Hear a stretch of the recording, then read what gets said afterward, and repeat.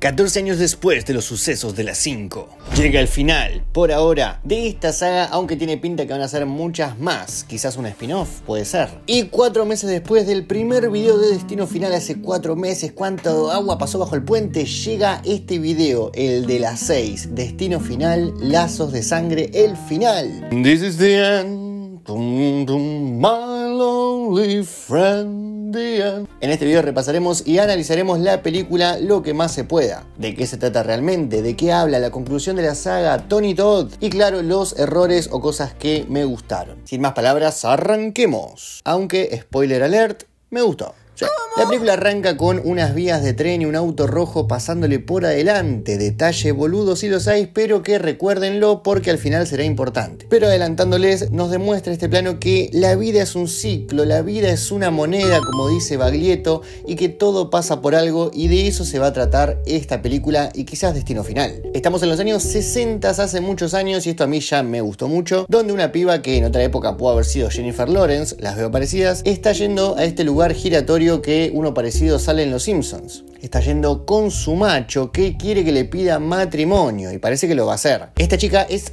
Iris, nuestra nueva protagonista visionaria de la película. Me encanta que esté adaptada en otra época. Iris es Iris, como el coso del ojo. El ojo que es el zoom in que se acerca en Destino Final, la visión, el ojo. Ah, ¿vieron qué detalle? Iris, como es una mina, se da cuenta de las cosas y tiene un sexto sentido. Además, es la protagonista. Por eso todo le hace ruido. ¿Y cómo no te va a hacer ruido este pendejo colorado mala leche que se porta muy mal? Vaya para allá, pendejo. Que roba una moneda de la fuente. Y robar una moneda de la fuente es mala yuyu. Y es alto forro, ojalá se muera. Y sí se muere, pero sigan viendo el video. En fin, en este lugar el muchacho piensa pedirle matrimonio a Iris. Pero hay un detalle, ella está embarazada, está de compra, diría mi abuela, entonces tiene miedo que él la rechace. Pero justo se cruza con esta mina, la cantante de la banda que está tocando, que le dice: demonios, Blanca, quédate tranquila, si él te ama, te amará igual. Así que mueve este puto culo blanco. No será la madre de Candyman, vos, hija de puta, ¿eh? Mientras el colorado Mateo se porta muy mal y cada acto tiene consecuencias, niñato. Aprende la lección, porque como nos muestra la película, la vida es una moneda. Y si me quejaba de las estructuras de la anterior, en esta ni te cuento. Pero lo veo más realista, no sé, para mí es más realista. La moneda pega una comba cuando la tiran porque había mucho viento, lo cual hace que se trabe en el ventilador de ventilación, que hace que salga volando y pinche un caño de gas en el lugar, a la mierda. Paralelamente, los tipos están saltando, los yanquis bailando como si sonara jijiji, y hace que se agriete el piso de vidrio. Muy mala elección de piso. Aparte, qué cagazo ese piso, ¿no? Yo miraría para abajo y me haría un vértigo. El movimiento de estas personas que se ve, no tenían que ser tantas ahí arriba, hace que el piso se venga abajo y varias personas caigan al vacío. Mientras abajo suena Rains Fall Falling on My Head. La canto mal por el copyright, arre que no. Y bueno, justamente cae gente sobre sus cabezas.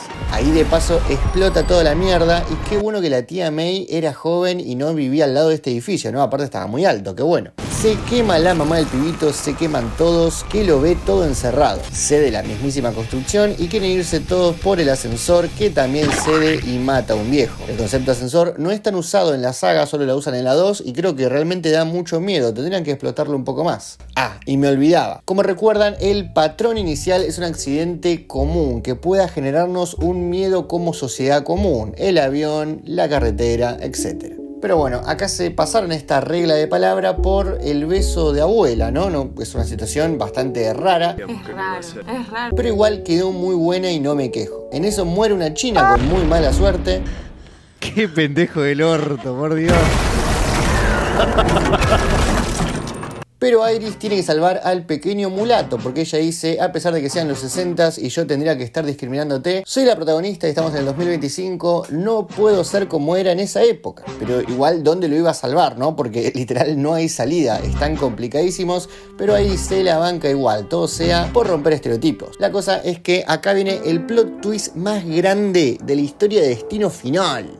Arre que siempre decían lo mismo. Bueno, quizás el segundo o tercero más grande. Todo era una visión. Sí, ya sabíamos. Tata, ya sé. Pero no era una visión de ella. Era de otra piba. ¿Qué? ¿Qué? ¿Qué? Bueno, ¿cómo? Entiendo que el producto vectorial.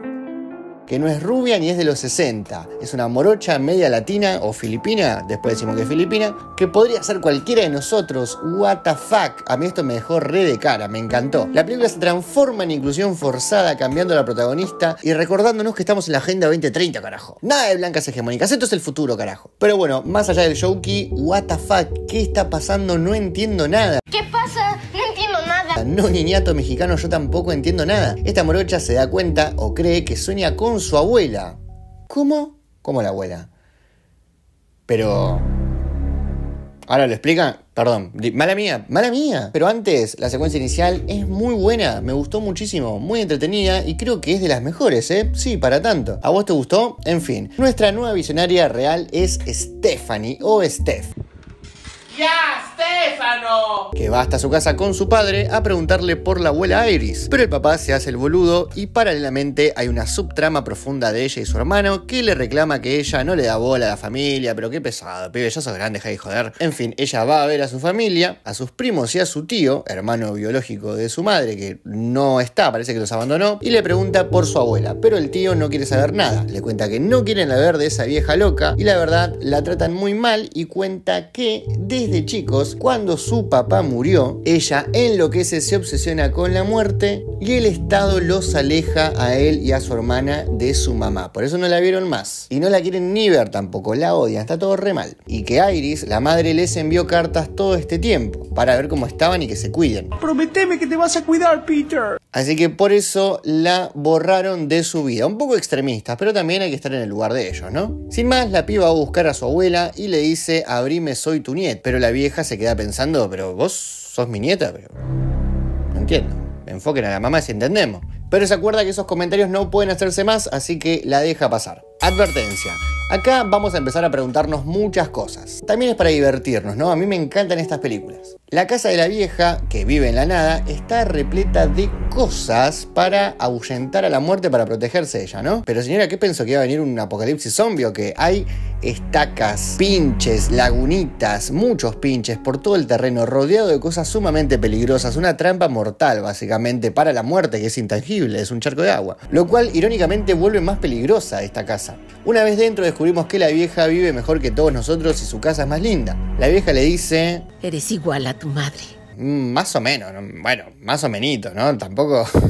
En fin, la vieja está re loca, está obsesionada con la muerte y obviamente sabemos que es Iris, por si no lo recalqué. Entonces estudió toda su vida cómo evadir a la muerte, ¿no? Pero vamos por partes, dijo Jeffrey Dahmer. Se actualizaba el dicho. Iris nos cuenta cómo evitó todo en los 60s. Efectivamente tuvo una visión y es, ahora sí, nuestra primer visionaria confirmada de la historia. Dato curioso. Hasta que hagan Destino Final 8 y pasemos al siglo... Bueno, no importa. Como siempre pasa en Destino Final, el visionario empieza a enloquecer y advierte a los demás que todos van a morir. Pero lo que ocurre acá es distinto, y es que ella salva a todos. ¿A todos? Sí, a todos. En las otras películas generalmente salva a un grupo de personas que son nuestros protagonistas. Acá salvó a todas las personas. Lo que ocurre distinto es que en las primeras 5 películas el accidente sí ocurre. Explota el avión, chocan los autos en la carretera, en la ruta, se va a la mierda la montaña rusa, ocurre el accidente en la carrera de autos y el puente se cae. Acá el accidente de la torre no sucede porque Iris lo evita, entonces no salva solo un grupo de personas, sino que salva a todos. ¿A todos? Sí, a todos. Acá el nene no tira la moneda y el piso no se cae, ocasionando un efectazo mariposa en las que la muerte no mató a estas 200 personas, ponele que 200. Y ahora la muerte se tiene que poner a laburar para ir matando una por una a todas sus personas. Pero ¿cuál es el problema? Es que estas personas tienen descendencia, ¿no? Como tienen hijos, pasa el tiempo y crean más gente que no tendría que haber estado ahí. ¿Y cuánto tarda la muerte? Y desde los 60 hasta el 2025, se retomó su tiempo. Durante todos estos años la muerte fue cazando a todos los que estaban en la torre.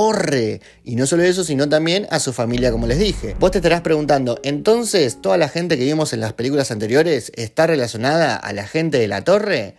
No, hubiese estado muy bueno, tendría lógica y cerraría por todos lados, pero no fue así. Piensen que son distintos guionistas, se les ocurrió ahora, chicos. Desde que murió su esposo, nos cuenta el tío, Iris lleva encerrada en su casa hace como 20 años para evitar la muerte. Plan que sabemos nunca sale del todo bien porque se termina convirtiendo en el lugar más inseguro. Entonces, al Iris no morir, la muerte no puede continuar con su matanza final. Y por suerte ella era de las últimas que tenía que morir. El que mata tiene que morir. Todas las personas que estaban antes cagaron. Ella en la visión era la última en morir junto con el pibito. Entonces, si ella no muere, la muerte no puede seguir con su plan y no va a matar a su familia. Pero finalmente, según ella, la muerte la agarró porque tiene cáncer. I definitely have breast cancer.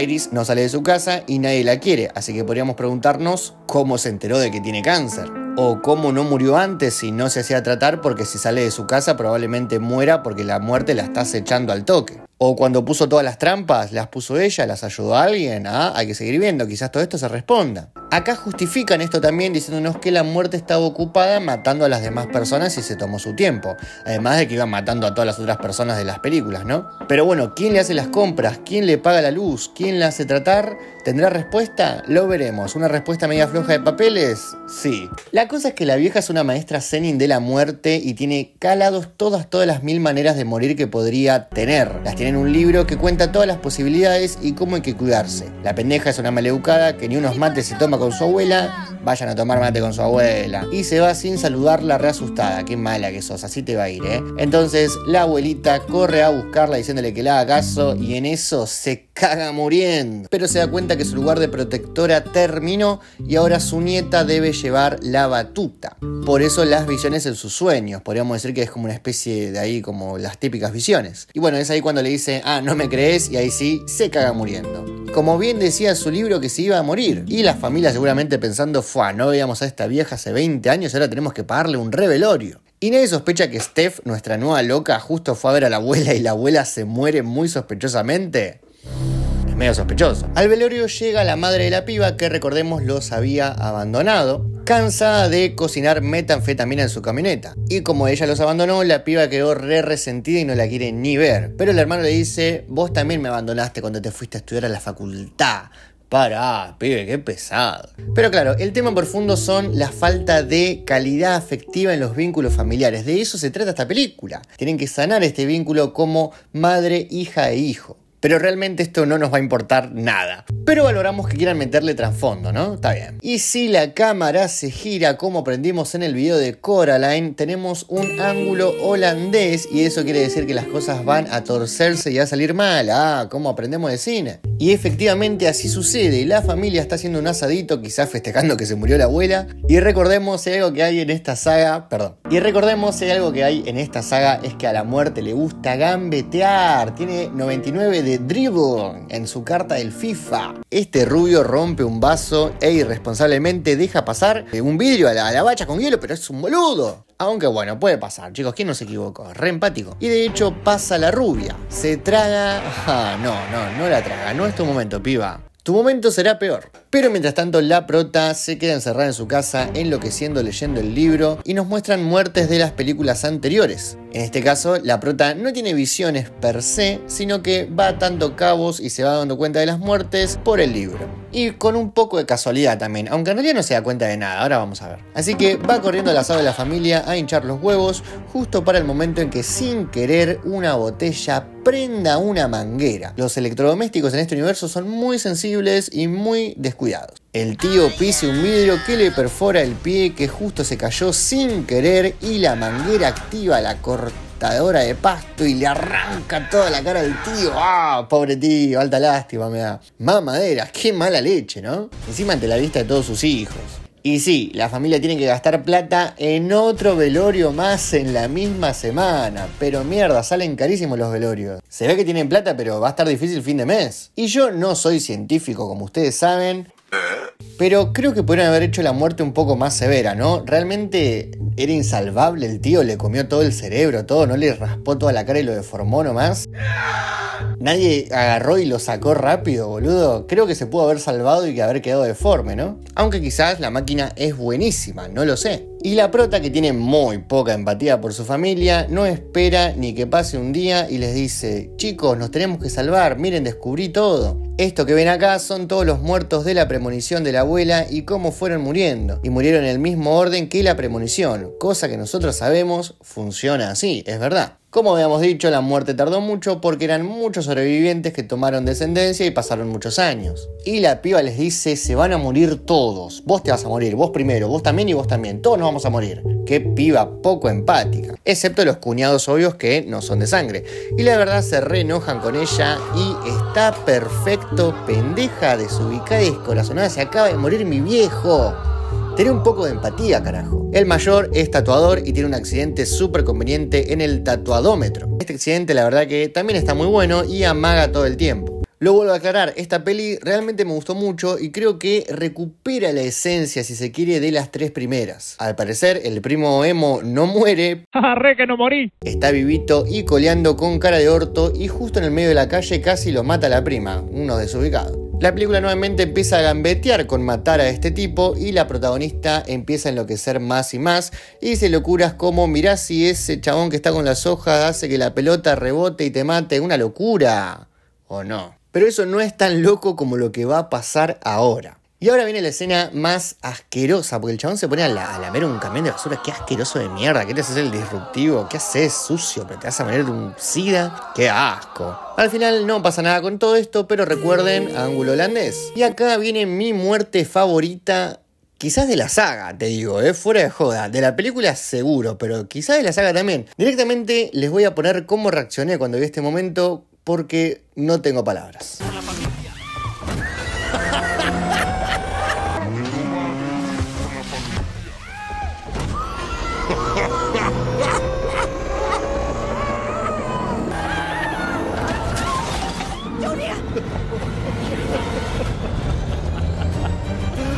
No, muy bueno.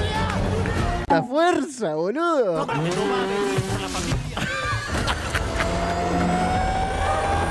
Muy bueno, boludo. De 3 dedos, boludo. Es tan espectacularmente gracioso. Tanta mala suerte vas a tener que justo te pase eso, Dios mío. La piba queda en el camión y quizás esta es de las muertes más impactantes y fuertes. Es realmente muy dolorosa, muy gráfica de ver, porque el camión tritura a la piba. Dios, oh, me da mucha cosa, muy bien hecho.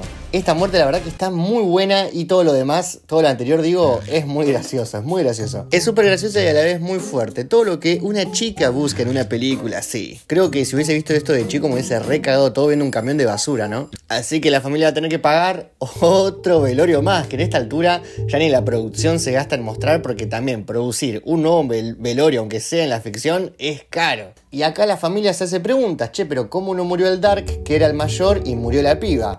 Y ahí la mamá, que parece la mamá de Stifler, pero no es, le dice, y mirá, hijo, le pone la mano al hombro, vos no te moriste porque vos no sos mi hijo. Te engañé y engañé a tu padre. Todo este tiempo, no sos su hijo. ¡Qué hija de remil puta! Pobre pibe, caso cerrado. Al tipo se le murió el padre, la hermana, y descubrió que es adoptado todo en un lapso de 3 días. Encima al final también se muere, pero todavía no. Después de todo este culebrón innecesario quizás, en el cuaderno descubren que alguien pudo haber burlado a la muerte. Sí, Vicky Masaogo, vamos, digo Kimberly, vamos Kimberly. Y la madre nos cuenta, che, creo que mi vieja, es decir su abuela, era muy amiga de un grone. A veces hacíamos pollo al disco en casa, todo, hay que ir a buscarlo. Entonces van a la morgue y ahí sí aparece por última vez Candyman, sí, pero esta vez hecho mierda, sí. Y claro, el actor Tony Todd tenía cáncer en la vida real y de hecho fallece poco tiempo después de haber grabado estas partes. No sé si llegó al estreno de la película todo. Beso al cielo, un capo, Tony Todd, respect. Bueno, y ahora lo más difícil de Destino Final, explicar los errores de la trama, justificar o crear incluso unos nuevos, que es el laburo de Tony Todd. Candyman, o The Magical Nigga, como aprendimos el video pasado, nos cuenta lo que aprendimos el video anterior, o en el resto de películas. Nos dice que él era muy amigo de Iris porque, claro, ella le salva la vida. Sí, él era el niñato del principio de la peli, cosa que yo me di cuenta al toque, porque nene negro en los 60, y el único personaje de toda la saga que sobrevivió es el del negro, y bueno, tampoco que descubrí Antártida, ¿no? Y bueno, él era el último que iba a morir, y ahora que murió Iris, ya se puede morir. Él y Iris se hicieron muy amigos de toda la vida y nos soluciona el problema del principio. Como sabía Iris que tenía cáncer si no salía de su casa hace 20 años, y es porque Tony Todd nos dice: la ayudé a tener mejor atención médica. O sea que iban médicos a la casa, suponemos. Ayudé a tener la mejor atención médica que pude. O él la llevaba al hospital. ¿No es esto muy peligroso? ¿La muerte los puede haber matado a los dos? Bueno, aunque la vieja nos dice que ella no sale de su casa desde hace 20 años, así que suponemos, a pesar de su condición, Tony Todd le hacía los mandados, hacía todo, era su mulo. Por si no queda claro, lo vuelvo a repetir. Iris estaba en la lista, era la siguiente en morir, pero ella, al no morir, se salva a su familia e incluso su amigo Tony Todd. Así que si ella no muere, todos los demás estaban a salvo. Y bueno, ahora sí se murió. Quizás no hace falta tomarse tan literal que no salió hace 20 años. Bueno, capaz que una escapadita a otra vía, pero cuidándose muchísimo. Recordemos que en Destino Final hasta un viento te puede matar. Tony nos cuenta sobre Vicky Masaogo, es decir, Kimberly, nuestra querida Kimberly, y ahora nos dice: solo hay dos maneras de sobrevivir, matando o muriendo. ¿Matando o muriendo? Y acá sucede un debate que ocurre en los comentarios del video anterior, que nos cagamos a trompadas con un par de personajes, con un par de usuarios, diciendo: no, vos te equivocás, no, pero no, vos, vamos a aclarar ese tanto, que voy a admitir que me equivoqué en algo, pero en otras cosas sigo sosteniendo mi bandera. Hasta el final, nada, mentira. Pero posta, repasemos la situación. Lo más criticado del video pasado fue que yo digo que al pedo lo que cuenta Candyman, porque ya sabemos las reglas y al final tomar una vida no sirve de nada. En los comentarios me recalcaron que cuando alguien toma una vida, toma el tiempo de vida que le resta a esa persona. O sea, si a fulanito le quedan 2 años de vida, yo voy a tener esos 2 años y lo mato. Yo digo solamente en el video que toma su lugar en el mundo de los vivos, toma su lugar como nos contaron antes en las películas, cosa que también es cierto. Candyman dice además: y ustedes tomarán el espacio de ellos en el mundo de los vivos, vivirán todos los años y días que ellos tenían. Yo esto, al no decir la frase tiempo de vida, no me lo tomé literal, onda que voy a vivir los meses restantes de esta persona, y algunas personas sí. Básicamente en realidad es lo mismo. Me guié más que nada en las películas anteriores y no teniendo en cuenta este nuevo concepto filosófico de los días que restan por vivir, que igual es cualquiera, pero bueno, sí es cierto y no lo menciono, es verdad. Porque luego Tom Cruise nos dice: él tuvo tu muerte y tú tendrás sus años. Que esto en realidad no es así, porque Caicedo lo empuja, pero no con la intención de matarlo y quedarse con su tiempo de vida. Por eso él también después duda tanto en decirlo, sino de justamente que no le caiga eso en la cabeza, lo empuja, pero igual termina muriendo igual. No lo mata. Este concepto crea nuevos problemas en la trama incluso. Luego Caicedo termina muriendo porque el laburante iba a morir igual. O sea, la muerte toma como que Caicedo sí lo mató, por eso este remate jokey final de que igual iba a morir queda medio raro. La película hace un show que acá dando a entender que igual iba a morir aunque tome sus años. Medio interpretativo, medio lógico, medio raro. Pero esto también nos crea otros problemas. Tom Cruise se pone loco y quiere tomar los años de vida de la novia de su amigo porque es un sátiro. Y aparte es una lotería, onda, ¿qué sabes cuánto le queda de vida? Pero termina matando al agente Block, o sea que ahí tendría que haberse quedado con el tiempo de vida del agente Block. Pero muere literalmente a los 5 minutos, o sea que sí o sí, cual si fuesen los ojos de un Shinigami, el agente Block igual iba a morir dentro de 5 minutos. No tiene mucha lógica, o ni siquiera tiene mucha lógica que haya muerto Block, o sea que muera o no muera Block no cambia nada en la ecuación porque igual iba a morir y el otro también. Tom tuvo que haber zafado de la muerte al cortar el ciclo y además tomar la vida del agente Block. Lo mismo el protagonista que mata, no corta el ciclo al matar a su amigo que a la vez tenía el tiempo de vida del agente Block. Incluso dice: significa que tengo la vida de Block. O sea que el agente Block iba a morir en unos meses, si tenemos en cuenta esto, porque muere al final en el avión. Pobre agente Block. Como que el agente Block la termina ligando re de arriba y medio que no tenía nada que ver, onda, medio al pedo. En fin, a la película esto igual le chupa un huevo porque lo interesante, lo importante es el plot twist final de que la película ocurre antes que la 1. Esa es la base, no todo lo demás. Realmente no es importante a nivel narrativo lo del tiempo de vida porque termina no afectando en nada, afecta mucho más en esta película. Simplemente Obviamente son dinámicas hechas para enriquecer un poco más la historia y diferenciarla un poco. Eso sería lo diferente de las 5 que no lo menciono antes. Porque ustedes piensan que esta es una franquicia de muchos años que pasa por diferentes guionistas, directores, productoras, es un quilombo. Y realmente no es su fuerte el tener lógica, sino lo entretenido de las muertes. La vemos por eso. Pero igual es cierto que obvié lo del tiempo de vida porque como que lo di por un hecho. Así que mal yo, mala mía, lo admito. Retomamos entonces en la 6. Veamos si la película intenta solucionar estos problemas en la trama. Igual repito, who cares, no importa, es simplemente para divertirnos, ¿no? Es divertido. Tony Todd nos dice que hay dos maneras de zafar, matando o muriendo, y obtenés el tiempo de vida de esa persona. Ahora sí, confirmado. Si quitas una vida, obtienes el tiempo que le quedaba a esa persona. Y para romper realmente este ciclo, vos tenés que morir y revivir. Y ahora, justificando yo la película y poniéndome en abogado del diablo de Destino Final, acá sí tiene lógica que nos recalque que tiene que morir y revivir. Por eso el prota anterior falló, porque no hizo el truco de morir y revivir como sí hizo Kimberly en la 2, aunque no haya matado a nadie. Entonces se cagó muriendo, porque no hizo el truquito de...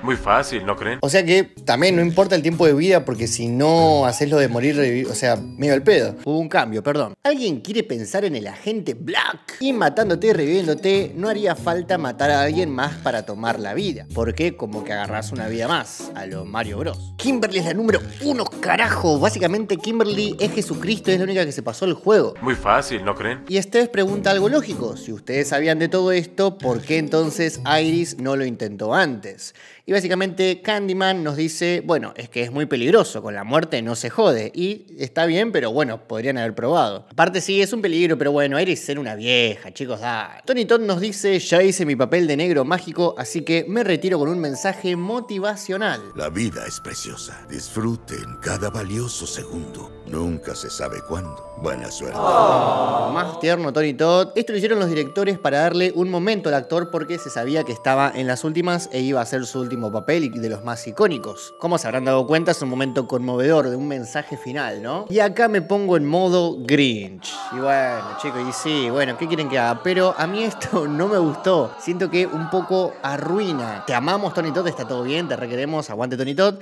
pero el personaje era muy misterioso, oscuro, con su voz, así no, medio que flasheabas que podía ser la muerte misma, y de repente el loco se despide dando un mensaje re de viva la vida, parece que le gusta Coldplay, no sé, no me parece que vaya con el personaje. Entiendo que es un homenaje, entiendo que lo dejaron hacer eso, pero bueno. En fin, podríamos preguntarnos cómo Tony y Iris toda la vida investigaron tanto y se cuidaron tanto también, ¿no? De que no los agarre, pero bueno, ¿por qué no? Capaz en unos años nos hacen el spin-off de ellos dos de jóvenes investigando crímenes de la muerte. HBO, después te paso mi mail, así me pasas un presupuesto por esta idea. Los pibes se quedan maquinando de qué hacer, quizás deberían llamar a Vicky Masaogo. Mientras la familia soluciona sus traumas familiares, el emo y su hermano rubio boludo buscan matar o morir y resucitar. El rubio es alérgico al maní, alérgico mortalmente. Lo alérgico que son al maní los yankees, ¿no? No es la primera vez que en una película o serie alguien es alérgico al maní y se está por morir o se quiere morir o se muere. Acá también es común, en su país es común. Yo nunca escuché de nadie tan alérgico al maní como en las películas. Bueno, esta escena también es muy buena, me gustó muchísimo. El plan es que coma maní, que muera un rato y después su hermano lo revive, clavándole esta inyección, este cosito de el Left 4 Dead 2 que te revive. El plan más falible de la historia de Destino Final, podríamos decir. Yo diría que sí. Pero así lo hacen. Lo malo es que no tuvieron en cuenta que el universo de Destino Final es el que tiene las máquinas con los botones más sensibles de todos y obviamente esta máquina se activa, en realidad se super duper activa este aparato que es como un imán y empieza a atraer a todas las cosas metálicas, que de hecho aparecía en el libro de la vieja. Empieza a chupar al emo porque estaba lleno de piercing en la nariz, en la cara, en los pezones, en la vija. ¡Ay, y recrean el póster de la 5, pero no lo podemos mostrar por las dudas porque quisiera comer este mes. Y así el emo muere de una manera muy espectacular, muy buena, me gustó mucho. Aunque no estaba en la lista y vos te preguntarás por qué se murió si no estaba en la lista. ¿Por qué? Y la respuesta es fácil, la gente se muere y él jugó mucho con la muerte, le faltó mucho respeto y la muerte esto no le cabió una y la gente se muere y él se murió por boludo. La escena es muy buena, no me quejo, siento que es todo lo que queremos ver y al final el rubio no solo no cortó el ciclo ni nada, sino que se muere y no hay chances que reviva. Con la muerte no se jode, mocoso. La familia que, como ya dije, curó sus heridas, se encendió de amor y lo demuestra con este nuevamente abrazo, deciden aislarse para sobrevivir, como hizo la abuela Iris. ¿Cómo aislarse? Claro, vamos a la cabaña de la abuela Iris, así pasamos el resto de nuestra vida ahí y no nos morimos. ¿Seguras que es un buen plan? O sea, en todas las películas tienen el mismo plan, siempre sale mal, se convierte en el lugar más peligroso. Yo tampoco creo que sea buena idea. Che, ¿y las 5 muertes en una semana, todas de la misma familia, todas rondando a esta chica? ¿Policía? ¿Nadie va a hacer nada? No. Por las dudas, aprenden de la gente de Block y no se meten. Bueno, los pibes llegan a la cabaña y obviamente todo empieza a malir sal. Absolutamente sal. ¿No tienen el presentimiento de que algo muy malo va a pasar? Explota la cabaña, explota esto, explota la garrafa en la casa de la vecina de Iris. Le cae un tronco al pibe, a la madre le aplasta un árbol y Steph se está ahogando. ¿Como quién? Sí, como Vicky Masaogo. Y tener visiones acá le pudo haber servido. Y la verdad que sí. Admitamos que Kimberly corrió con una gran ventaja con esas visiones trailers. Steph muere ahogada, pero como en la 2, la reviven, con muchas comillas. Entonces vencieron a la muerte. Aunque bueno, se murió la madre. Y vos y yo sabemos que esto de revivir, y bueno, revivir no es. Es como que te ahogaste un poco. Esto no es revivir. Kimberly sí se ahogó, la tuvieron que reanimar con máquinas, todo estuvo un buen rato y ahí sí. O sea, esto no fue lo mismo, muchachos. Así que es obvio que no cortaron el ciclo un carajo. La película termina con ellos dándose cuenta que no vencieron a la muerte un carajo. En este barrio medio, el joven mano de tijera y a la vieja se le cae una moneda en las vías. Moneda que estuvo en manos de todos en toda la película, pero me da paja editar esas partes, así que ustedes ya saben. Y termina en las vías del tren y la película nos da este plano, mismo plano que vimos al principio. ¿Se acuerdan que le dije que era importante? Con esto la película nos quiere decir que todo vuelve al mismo lugar. Esto es como un Uroboros, la serpiente que se come a sí misma. Al final, si algo tiene que terminar, lo hará y volverá a empezar. Es cíclico, no se puede zafar libremente del destino, porque la muerte va a venir y te va a agarchar. De eso habla la película. Cambien la palabra muerte por lo que ustedes quieran. Lo gracioso de esta escena es este tipo random de la absolutamente nada que nunca vimos, que agarra y le dicen, sí, él es mi hermano, me salvó de la muerte. Y él dice, Me revivió de la muerte, ¿verdad? ¿Cómo? What do you mean? Sí, técnicamente no falleciste.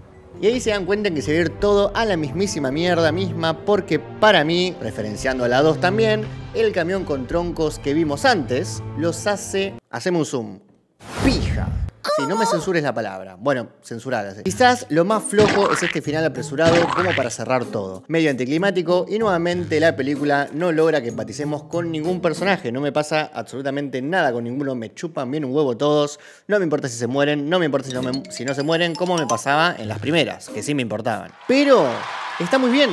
Me gusta esta película, siento que es una buena vuelta. Es divertida, es funcional, es entretenida, las muertes vuelven a ser originales, no todos mueren aplastados, bueno, ella sí, y bueno, ellos también, pero por troncos, no es lo mismo. Es una película entretenida, no le llega a los talones a las 2 primeras, quizás sí a la 3. Lo más importante es que la saga necesitaba un respiro y estos 14 años fueron un buen tiempo para que la dejen respirar. No creo que se engolosinen y hagan una más el año que viene y esas cosas, quizás se clavan un spin-off, ¿no? Como hicieron con, creo que el juego del miedo hace poco o algo de eso. Me lo veo venir, siento que va a ir por acá. Pero más allá de todo eso, creo que Destino Final 6 está muy bien. Pero bueno, ahora ustedes, ¿qué opinan? Porque después de 4 meses termina esta saga de Destino Final en el canal. Pero yo no voy a dejar de exprimir la vaca de leche de oro, ¿eh? ¿Cómo es la frase? Tengo pensado 2 videos más. Uno, cuál es de peor a mejor, ustedes ya igual resaben. Y otro, que será todos los videos compilados en uno así, con extras, como si fuera un DVD. Bueno, quizás no lo hago. Pero bueno, esta fue la saga de videos del canal más larga hasta ahora. Espero que les haya gustado vivir este viaje conmigo. Yo les tomé mucho cariño a estas películas. Haciendo estos videos le tomé mucho cariño a la saga. Le sumé recursos a los videos, me sentí más suelto. Cambié de peinado, cambié de gorra, cambié el color en todos los videos. Tengo que aprender a hacer la corrección de color. Incluso ahora estoy en otro escenario de otra cámara. Pero bueno, espero que se hayan podido divertir, más allá de todas las discusiones y debates que generó, porque esa es la base, divertirnos con estos videos. Y ahora, ¿con qué saga de películas continuamos?